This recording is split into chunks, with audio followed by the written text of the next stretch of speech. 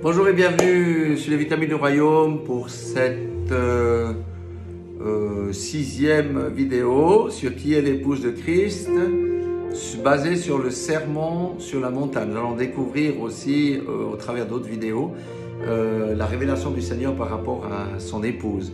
Personne ne peut faire l'économie de connaître qui est l'épouse de Christ. Est-ce que le Seigneur attend de voir d'elle? Et oui, c'est vrai, et quelles sont ses attentes? Alléluia, tout ça, ça nous permettra de nous préparer. Donc, au travers de Matthieu 5, c'est le sermon sur la montagne, à partir du verset 1 au verset 12, nous avons compris un certain nombre de choses. Je fais un résumé juste des caractéristiques, mais écoutez toutes ces vidéos, ça vaut la peine. Première des choses, c'est l'humilité spirituelle. L'humilité spirituelle, c'est la marque de fabrique de l'épouse. Pourquoi? Parce qu'elle reconnaît qu'elle n'est rien, qu'elle est toute insuffisante et que Dieu est tout suffisant. Et c'est cette humilité spirituelle qui lui permet d'entrer dans le royaume des cieux parce qu'elle va se repentir, elle va pleurer sur ses péchés et toutes ces choses-là.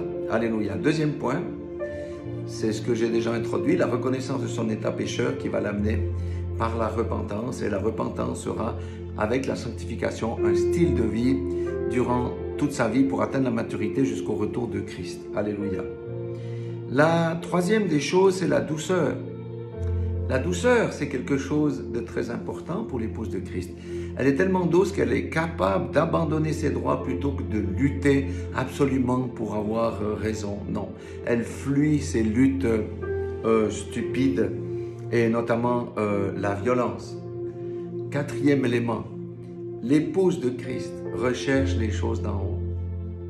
Alléluia. Elle est focalisée sur les choses d'en haut qui durent et qui passeront dans l'éternité plutôt que les choses terrestres qui sont passagères. Alléluia. Rappelez-vous Matthieu 6, 33. Recherchez les choses d'en haut et tout le reste vous sera donné par-dessus. Alléluia. Ce sont les choses impérissables. Cinquième point, c'est quoi? Pratiquer la miséricorde et garder son cœur pur. Dieu nous a fait miséricorde par rapport à notre vie. Alors à notre tour, donnons miséricorde. Ne soyons pas comme le serviteur méchant qui a été jeté en prison parce qu'il n'a pas voulu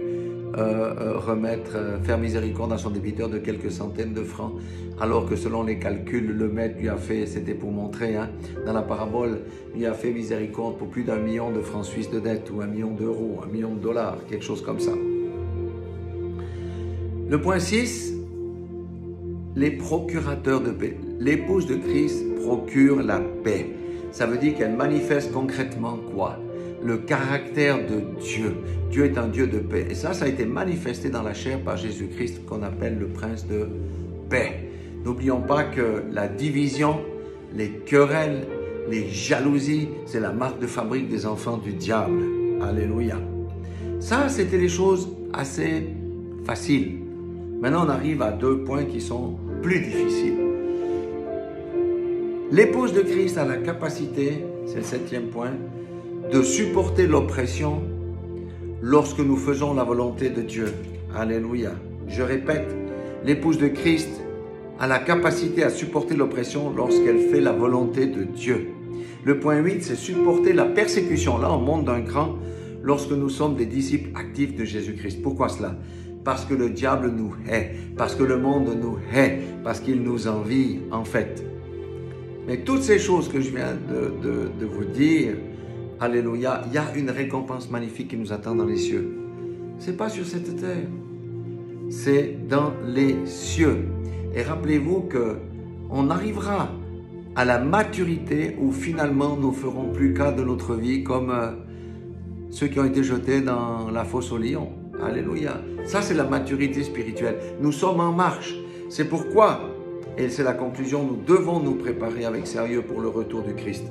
Car Jésus-Christ a dit lui-même dans Luc 18, 8, verset B, « Lorsque le Fils de l'homme reviendra, trouvera-t-il sur la terre des hommes qui ont encore confiance en lui ?»